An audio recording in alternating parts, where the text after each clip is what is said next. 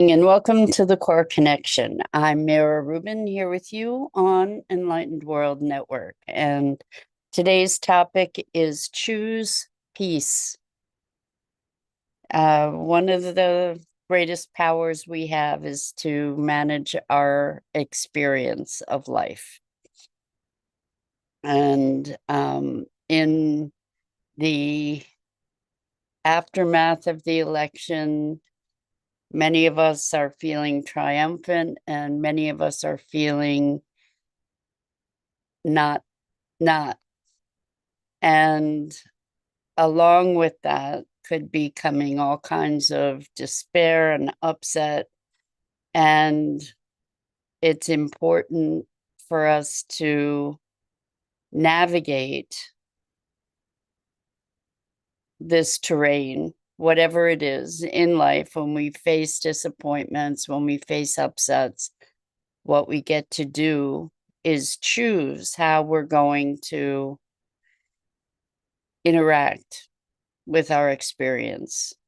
And so today we're talking about choosing peace. And it should be an interesting conversation. So before we get started, let's take a minute or two to get present. Let's take a deep breath in through your nose and hold it. And imagine clean, crisp oxygen flooding your lungs, flowing into your bloodstream, nourishing all your cells, all your organs, bringing vital life energy to your body and being. And as you exhale any tension, stress, negativity, fatigue. And now let's take another deep breath in through your nose and hold it. This time, imagine brilliant, bright light lighting us up from the inside out, illuminating, electrifying, and energizing all your cells, all your molecules, your electrons, creating a brilliant beam of light and energy from your heart out into the world. And as you exhale any remaining tension, stress, negativity, fatigue. And now let's press our palms together. Vigorously rub your hands together to feel the friction, the temperature, the pressure, the motion, the tickling and tingling when you stop. And allow all those sensations to bring you present, right here, right now, into this remarkable physical form that enables us to experience life. Welcome, welcome, welcome. Good morning. Good morning, Rosalind. So good to have you joining us this morning, and welcome to everyone else who's with us. In the aftermath of the election, there are lots of intense emotions for lots of people. And I think that there are a number of us that, good morning, Sally, welcome. So good to have you joining us. Welcome back. We're talking about the aftermath of the emotion of the election. And I think that there are a number of us who are experiencing I think we're all probably experiencing intense emotions, and some of us are experiencing fear and upset and shock and all kinds of other feelings. And it's at these times when any of us perceive a threat, or experience upset and fear, that we most need to redouble and refocus our intentions and our clarity and our energy to finding a place of peace and balance. And this is when the pedal meets the metal, so to speak, with those of us who are on a path of awakening and personal growth and development, is managing ourselves in the face of of circumstance, particularly when we have very robust stories about the nature of that circumstance and the ramifications of it. And so this is one of the reasons that I talk a lot about how important it is for us to curate our stories, because we create our experience of reality as a result of those stories. And so the question is, how do we find that place of peace? And I choose to operate from the lens of life is happening for me and through me rather than to me. And it's times like these where that lens gets tested, right? Or our commitment to that lens, to being present to what's so, without all kinds of embellishing stories, and to be aware of the meaning that we're making about things, and to recommit ourselves to a place of presence. And it's very challenging in the face of circumstances that are profoundly emotional, because of the stories that we have. Sally says, yes, when we first heard the news, it was very intense. But once I reminded myself that that I saw this outcome almost a year ago, it calmed me somewhat. This needed to be the outcome for complete healing of our universe. I'm going within and know that this just had to be for clarity. I'm finding peace within. And Sally, good for you. I think that that's what we're called to do, is to find a place of connection and wholeness and balance within ourselves, and to bring that to the world. And really, for me, the deep, deep reminder is life is happening for me and through me rather than to me. And so we think we know, right? We think we know how things should be. And we can get very attached to those ideas. And oftentimes things get worse before they get better. It just happens that way. For structures to crumble, sometimes we have to go left to go right, or right to go left, or whatever you want to call it.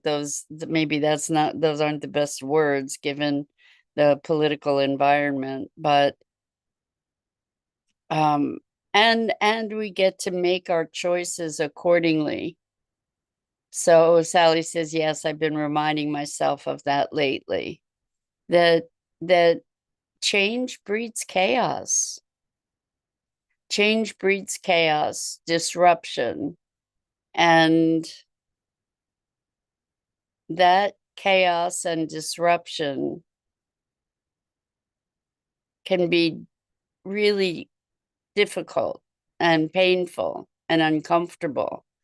And again, we, as people who are seeking awakening, as people who are seeking evolution of consciousness and being, have an even greater commitment to hold that place of connection and balance and peace within ourselves. And it doesn't mean passivity. It just means a space of connection, wholeness, alignment, peacefulness. It's more important now than ever, because spiraling into fear and anxiety feeds the chaos in a way, in a negative way, rather than allowing for clarity, focused action, focused response ability, the ability to be responsive rather than reactive. So we may be called upon to be even more engaged, even more active. We may be called to have our voices heard even more clearly. And if that's the case, let that come from a place of wholeness, connection, clarity, alignment, coherence, rather than fear, anxiety. Okay. So there's a level of self-mastery or self-awareness, I think, that is called for in these times of change. And being even more present, even more committed to maintaining that place of balance and inner clarity. So we talk a lot about how important it is to curate our stories. It's now even more important, because if we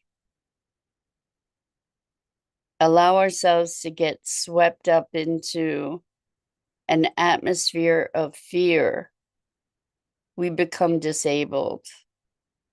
We become ineffectual. And we feed the chaos rather than feeding the peace or the balance or the clarity. You know, when we're in chaos, we lose clarity. And so for those of us who see this outcome as less than desirable, we can use this opportunity to even more deeply invest ourselves in finding that place of center, and to be moving from that place of center, and to be driven by a connection to values, to find greater and greater congruence within ourselves, to be able to navigate a world that looks like it is increasingly chaotic. So be alert to the stories you tell yourself. Be alert to the ways that you might be whipping yourselves into a lather of fear or hopelessness or despair or any of these emotions that so many people are feeling, or shock even. And let's allow ourselves to recognize that we don't know what is going to unfold. We may have all kinds of ideas about it. We may have a lot of expectation, negative or otherwise, and we get to manage our own beingness in the face of those fears. Because it's a choice. It's a choice to indulge the terrors or to be present and aware and responsive to the call of the moment, which may be calling us to action in a variety of ways. And it's important that if we're called to action, if it's inspired action, that we move into that action from a place of clarity, connection, congruence, alignment. Okay, not out of reactive terror, for example. It's like the panic of running around and needing to do something is not the place to be taking action from. The place to be taking action from is a place of presence, to be being called into appropriate action. And this takes discipline. It takes will to refocus ourselves on our values, on our personal commitments, on our intentions, even though it may be difficult. This is not a time to be resigned. This is a time to be awake, present, alert, to find a place of calmness, not a hypervigilance that brings us into anxiety and fear, but to bring ourselves into that place of center and clarity, and listen for opportunities to make a difference. Listen for goodness. Listen for possibility. And for me, anyway, I am ever more diligently living into the belief that I'm holding, or the framework that I'm holding, that life is happening for me and through me, and that we're part of whatever is unfolding. We each have a role to play in the unfolding of whatever is emerging, whatever that looks like. And it may not look the way we want it to. It may not look the way we envision it. And we get to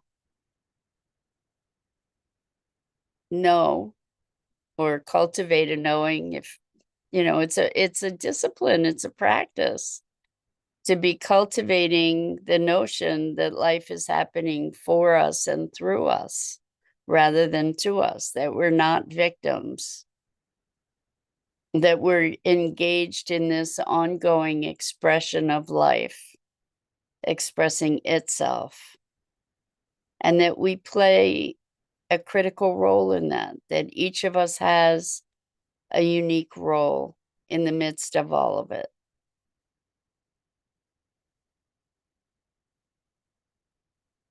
And the greater peace that we are able to hold within ourselves, the more impact we'll have on the field. Our panic, our upset feeds those energies, feeds the chaos. And so maybe we get to take back our balance, our peacefulness, our presence, and our ability to be responsive rather than reactive. Because when we're in fear, when we're in panic, what happens is we react. And when there's reactivity, it feeds further chaos. So we get to deepen our practice of presence and act from that place of presence, wholeness, alignment, clarity, coherence. So it might mean taking more time for ourselves to just breathe, to quiet the noise, of our own stories and our own fears, to deepen into presence and a practice that supports that. It's probably more important now than ever that we cultivate that practice for ourselves, whatever that looks like. If it looks like meditating, or it looks like walking in nature, or it looks like spending time presencing yourself to your breath, or it looks like finding positive news, which can take an effort sometimes, or uplifting stories. We have the choice of focus. We have the choice of where to put our attention. And this choice has never been more important than it is in the face of circumstances that may engender fear for so many of us.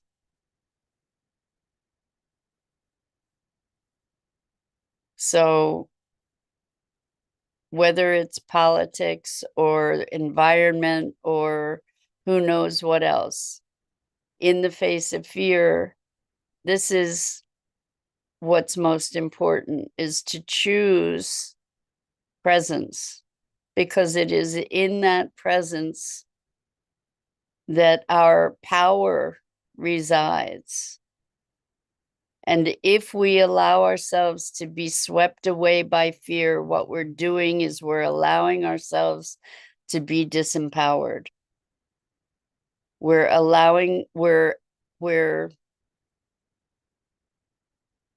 absolving ourselves of that power. We're sacrificing our power and our capability by allowing ourselves to get swept up in fear. And that's the last thing that we need in moments when we're called to be present and engaged and aware. So self-care is ever more important right now, I would say, for those of us who might be experiencing intense reactions to the outcome of the election, is move into, choose in a very deliberate way to find a position of peacefulness, to find that place within that is untouched and untouchable by external circumstances. It's critically important in this moment for us to find that place of clarity, coherence, connection, etc. And we can do that. And from that will arise appropriate action rather than reaction. So good morning, Robin. Welcome. So good to have you here with us this morning.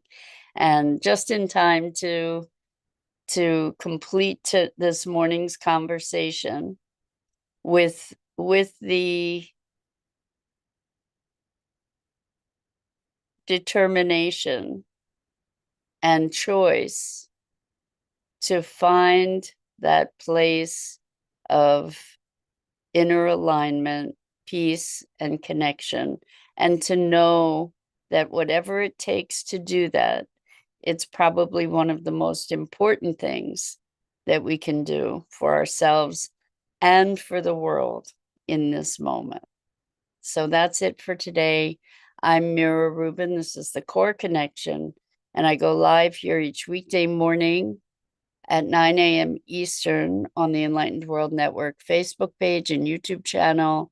And I invite you to please like, follow, and share Enlightened World Network and me. The links are in the description. And as always, it is such a pleasure and privilege to have the opportunity to share these morning musings together. So with that,